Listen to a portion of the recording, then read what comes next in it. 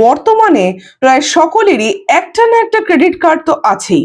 আবার কেউ কেউ ক্রেডিট কার্ডের নাম শুনলে আঁতকে ওঠেন, কারণ ধার বাকিতে তাদের বড্ড অনীহা। কিন্তু যদি বলি এমন কেউ আছেন যার 1638টা ক্রেডিট কার্ড আছে, তাহলে হ্যাঁ, ঠিকই শুনছেন। হায়দ্রাবাদের মনীষ ধামেজা গড়েছেন এক অবিশ্বাস্য রেকর্ড। 1638টা ক্রেডিট কার্ড ব্যবহার করে নাম তুলেছেন গিনেস ওয়ার্ল্ড রেকর্ডসে। তিনি কম্পিউটার অ্যাপ্লিকেশনে স্নাতকোত্তর, পরে দূরশিক্ষায় সোশ্যাল ওয়ার্কেও মাস্টার্স। বর্তমানে একটি বেসরকারি সংস্থায় চিফ হোলসেল ব্যাংকিং অফিসার হিসেবে কর্মরত। অর্থনৈতিক বিষয় নিয়ে চরম আগ্রহ থেকে একের পর এক কার্ড সংগ্রহ। সব থেকে অবাক করা বিষয় হলো প্রত্যেকটি কার্ডই অ্যাক্টিভ, একটা কার্ডেও 1 টাকাও বকেয়া নেই। মনীষের নিজের কথায়, ক্রেডিট কার্ড আমার ভালোবাসা।